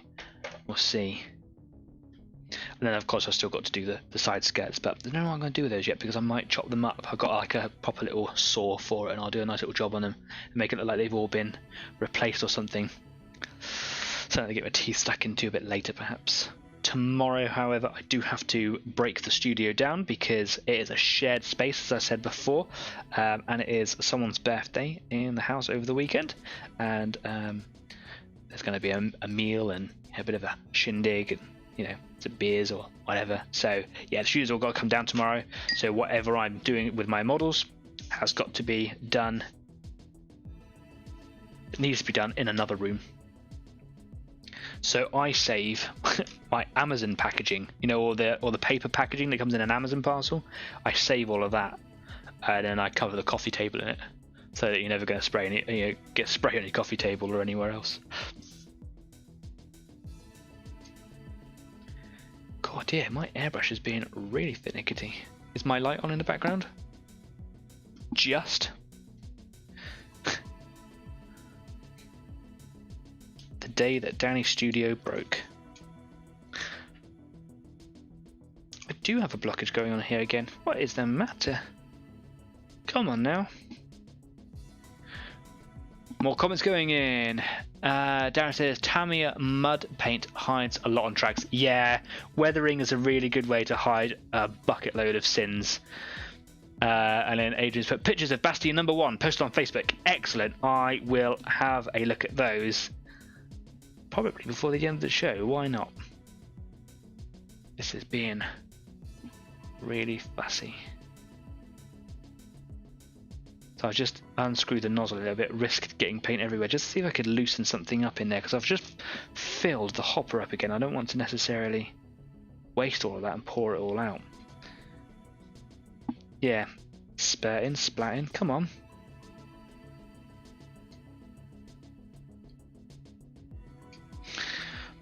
I need to put this clearly through the sonic bath or the sonic cleaner. If you're ever going to get an airbrush, do consider buying one. You can pick them up quite cheaply. Mine was about 20 quid. Put hot water, you know, warm water in with it with a drop of washing detergent or, you know, washing up liquid, and just let the sonic vibrations just get rid of any of the dirt or whatever's building up inside. Just shift it. Very peculiar. Come on. Right, I think that might be my lot with the airbrush today. I think that's just shut down on me. One last go, see if I can just dislodge anything in there.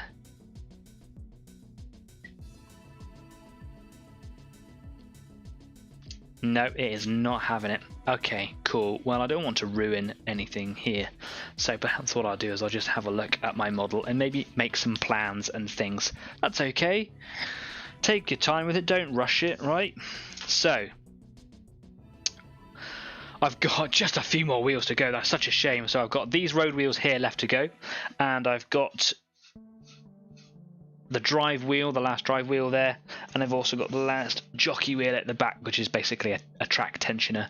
So get this one finished, which I almost did it. Just needed to get rid of that little gap in the middle where the stick was, and then these bad boys. And then with the side skirts, let's move that piece of paper. So I might improve the shadow along here as well. This is one of the other things I might come back to. More comments going in. Jeff says, I did find a 1/35th scale bucket for your Panther. Did I let you have it? Yes, you did. Interesting story. For some reason, I don't know if this is like a fabled myth or something, but you will find on virtually any Panther in a museum a bucket hanging off of this little bracket on the back. I don't think that it was standard issue, and that was the place where it was supposed to be stowed. I think, as far as I'm aware, I did hear a museum curator in a talk say that someone once just popped one on the back of one to make it look fun in their museum, and somewhere along the line a model or tank enthusiast spotted it and did their bucket on the back, and for some reason that proliferated, and now almost every Panther you see will have a bucket hanging off of the back. I believe I saw one on YouTube the other day that has been restored, has a bucket on the back. I think Bruce Compton's Panther has a bucket on the back, but it wasn't standard issue to have. Probably very handy to have, and I wouldn't be at all surprised to learn that every tank crew wanted one or tried to get their hands on one. But yes, I do have a 1/35th scale bucket, and I am going to hook him over the back once it's done, because if that's the thing you do, I don't want to be left out. I think it's fun. I've also got a bicycle, so I might put some stowage on there. I don't know how I feel about adding too much stuff to this one, because I say this is my first large scale build, so I might, when I get used to it, do some more. I might put it on like an Easy 8, for example. I really want to do a Panzer IV because I love them. I think they're beautiful tanks. This is my old favourite. I still yet to make the turret ring to elevate the turret as well. So these are the side skirts. They do need another base coat on there because they're a little bit faded on the outsides. But these were just thick bits of boiler sheet steel, I think, that were just kind of bracketed. They have these little clips here, and you do often see big strips that kind of come down that held them in place.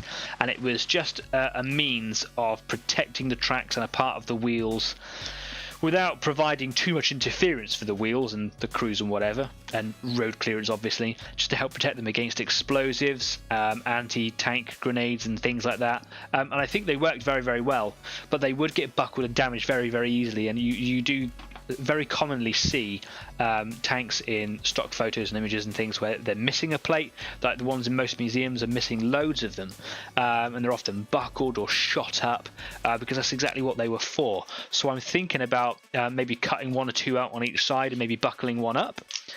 In fact, my Panther, which I don't have to hand, my 15mm Panther actually has the option for having neat and tidy bazooka skirts or buckled ones. I went for the neat and tidy ones because I felt like being neat and tidy.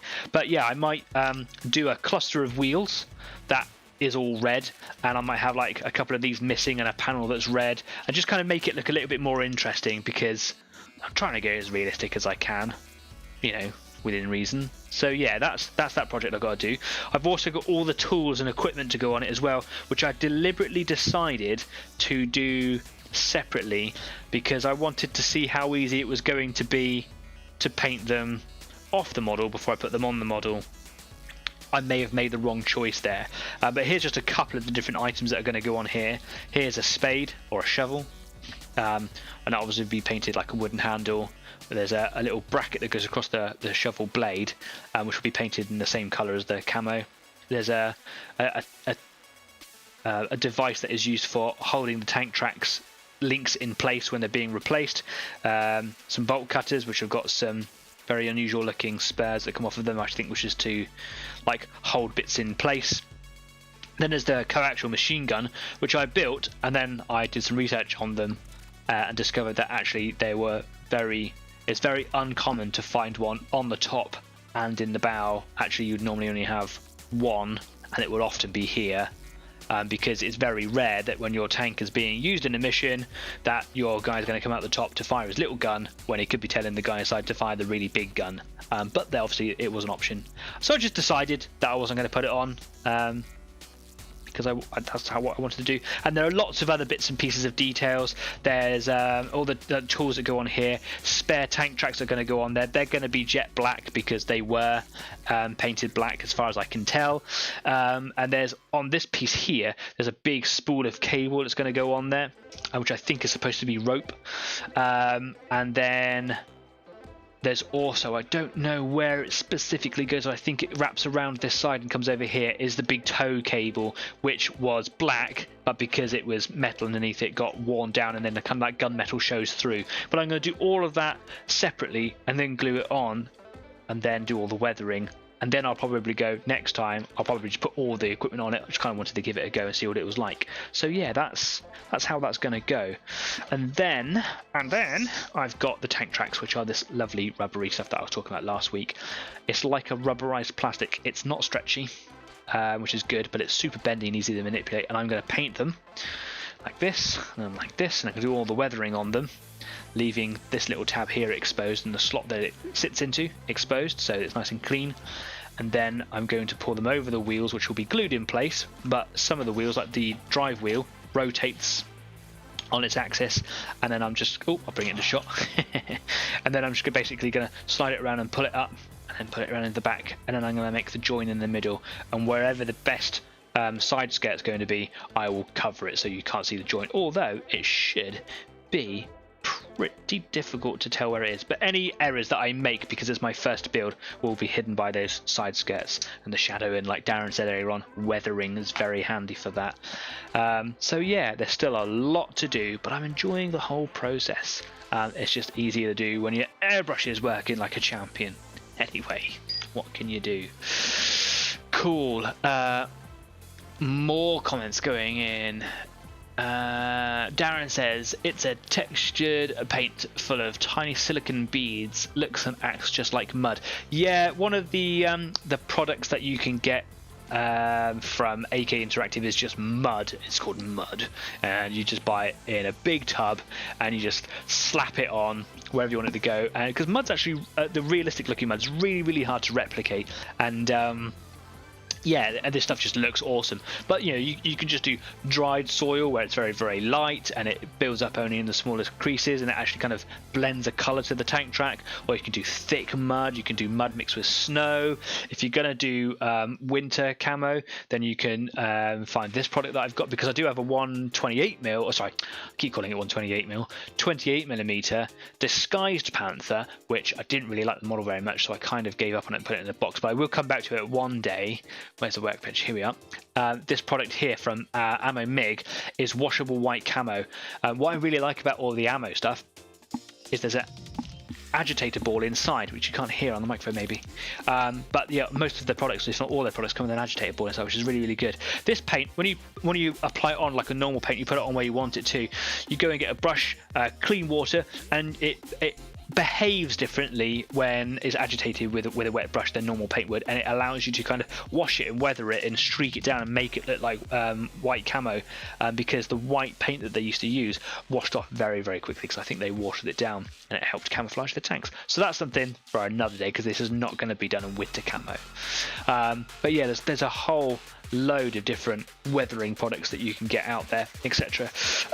What I was going to bring up, hopefully with Kyle, and I know that we've got Stafford online as well at the moment, because you guys are doing 15mm tanks. I love 15mm tanks. The games that you can play them are brilliant, and they don't require an awful lot of effort to paint. They're fantastic. Is a game called What a Tanker, and let me go back to Workbench again. You get these little sheets, these little data sheets, and this is just photocopied or printed off the PDF version of the rulebook that I've got. And basically, for every tank that you have one of these dashboards, if you like, and it just tells you all the features that you need to know. It's a really simple game, but the more you look into it, it can get quite tactical and it can get really detailed. And all you really need is your pencil to write down your armor and your strike value of whatever tank you've chosen, and maybe a little counter for each of these little tabs over here. And then you just need 6 dice minimum, because you need to, when you're driving around, roll your command dice to see what you can do, and to be able to shoot and destroy your opponents, you need to be able to acquire your target, you need to be able to aim at your target, and you also need to be able to load your cannon. You can't aim at a target unless you've acquired it, so you need to get that first, and you can't shoot your cannon unless you've obviously loaded it. And you do get benefits from being buttoned down, so either you've closed your hatch over your head, or you decided to be brave and bold and stick your head out of the top of the canopy, and you get benefits for acquiring your targets because you can see all around you. And you basically just get your dice and you roll them, and each number allows you to do a different thing. So it's a pretty good roll that I've made here. A couple of ones are drive dice, and they allow you to move your tank around. You can move your tank 2 6-sided dice for every one that you have, or if you want to go in reverse, 1d6 for every one that you roll. And you're also allowed to turn your tank up to 90 degrees, and you're also allowed to rotate your turret as well. But you can only do that if you roll a 1. If you don't roll any 1s, you can't move your tank and you can't rotate your turret, and it's very frustrating. You can roll a 2 and you can acquire a target if it's within a certain angle in front of you, or if you're unbuttoned, you can acquire any target that you can see in 360. If you roll a 3, you can aim at an enemy tank as long as you've acquired it. And if you roll a 4, you can shoot, but you need to be able to load your weapon first. So you need to be able to roll a 5. I didn't roll a 5, so it doesn't matter what I've got here. I couldn't do it, so I couldn't load that gun. You could be driving perfectly. You could have acquired your target, and your gunner could have spotted exactly what you need to shoot out. If your loader's being a dribble, then you're not going to get it. And then you do have so 5 is your load, and then 6 is basically a wild card, so it can be anything that you want it to be. So here I'm needing a load, so I could go, that's going to be my load, and then I still need to be able to shoot. So I actually could move, acquire, aim, load, and shoot. And it is an absolutely hilarious game that is very, very simple to pick up, very, very quick to play. You can play it with 1 tank, you can play it with 10 tanks. I like to play it with about 2, maybe 3 maximum per player. It adds a lot of time if you do add more tanks into it. You can play with lots of different players, and it's just really, really fun. But the more you get into it, it becomes really, really tactical. And that's just the surface. Obviously, what I've just shown you there's lots of rules that go into how you shoot and the damage that you do and armor values. And it has stats for all the different tanks right through all the different years of the Second World War. And that's what I like to play with these little 15mm tanks. And because you can have lots of you playing, of course, you can just have a really large dining table if you wanted to, and you could have all your friends over with a couple of beers and just a tank each if you want to, and it was just incredible fun. So yeah, that's what a tanker. The rulebook is extremely cheap. You can buy it online as a PDF copy. I highly recommend it. So yeah, that's what a tanker. I just wanted to mention that because I could, and my airbrush wasn't working, so I wanted to think of something else to talk about. Cool. So yeah, that's tonight's show. It's been a bit of a drag, but we got through it, and I'm very, very positive about that. I would like to take this opportunity again to apologise to all of you for all of the technical issues that have happened today. They have been completely out of my control. Even the light, which seems to be working now. I just don't know what you're doing, mate. Yeah, if you would like to have your work displayed on the show as a part of our community spotlight like we sometimes do, then please just get in contact with me. You can find me on any one of our platforms, and I am online almost 99% of the time. So you can find us obviously here on YouTube once a week at least, on the Online Painting Club on Fridays at 7 PM. You can find us on Facebook, and you can find us over on Instagram. Facebook is our most active area, where people just talking, chatting, sharing things, sharing their work, and getting some critique, or sharing our ideas and things like that. Just generally celebrating the work that they do. As Stafford says, he's just put pictures of his construction on Facebook. Brilliant. I'm going to have a little look at that in just a second. Yeah, so if you want to show your work off here, then you're more than welcome to have a bit of spotlight put on that for you. Just drop us a line. If you know of a company or someone who has their own business, or they provide a service and you want to kind of give them a shout out, let me know. Because like I've done today for GeForce models, no cost, and I don't ask for anything. I'm just here to kind of share the word about the services and products and things that are out there. Just let us know, and I will gladly give you a shout out here on the show. If you want to be a guest on the show, also just drop us a line as well.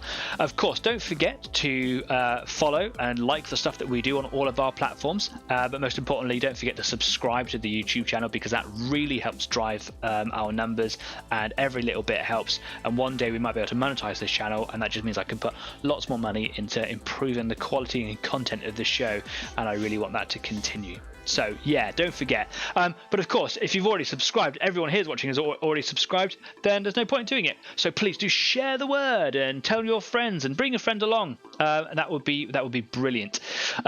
Yeah, that's pretty much it from me right now. Adrian just said that he's decided to start the long, slow build and paint of the Tiger 2. Excellent. I absolutely am dying to see photos of that progress. I'm just going to have a quick look now over on Facebook, which I've just closed. That's brilliant. On my phone to see what you guys are putting in there. Let's have a little look in the community tab. So here's a picture of Stafford's latest build. Got his own little build station there from TT Combat. That's fantastic. It's a lovely little 88. You've got a couple of Panzer IVs in there, and some Sherman tanks. That's brilliant. Loving it. Excellent. And of course, Adrian's very impressive looking fortress from or Bastion from the Fortress of Redemption, absolutely fantastic. And of course, Leslie John Stebbing earlier on put in there the Space Marine Mastodon. If you haven't seen that before, you should definitely go and have a look. It's a very early in the lore, early concept or early design troop transport for the Space Marines in Warhammer 40,000. It's an enormous resin tank and it looks amazing, and he started work on that earlier on. So yeah, be sure to go pop on over, have a look and support the people that are putting their work on their Facebook, and share your stuff too. Yeah, anything else from you guys? Because Kyle's not here, your last chance to put a little comment in if you want to. I am going to try my very best to tidy up the damage done from today's glitches and technical hitches, etc. I'm going to make sure that I try and transfer all the information and all the links, etc. over from the old link video to this new one here, and just tidy everything up so it looks seamless. And then hopefully in the future we can just forget about it. I don't know what happened today, and I'm a little bit embarrassed about it, but the show goes on. So thank you very much for being so patient with me and coming to find me, and record numbers for viewers in one show. So thanks very much. No one else is going to say anything? That's absolutely fine. That's it for this week. It is now 9:15, so we are just coming to the end of the show now. I will be here next week. Hopefully everything is going to go fine with my internet engineer. I will let you know what's happening. Mike Turner's just joined in. Easy 8. It's past your bedtime. Is this the 20th extended edition? Yeah, it's the 20th extended edition that shows you all the warts and all. Oh, Jeanette's put in a get a TikTok account and try to pull my subs to YouTube. Yeah, I could do.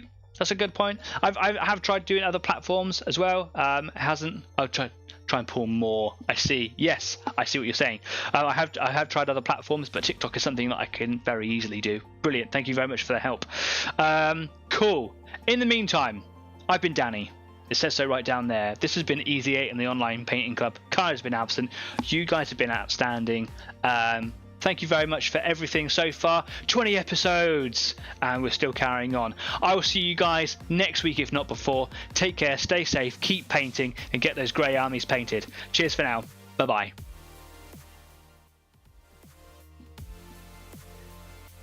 What a show. What a show. Crazy times.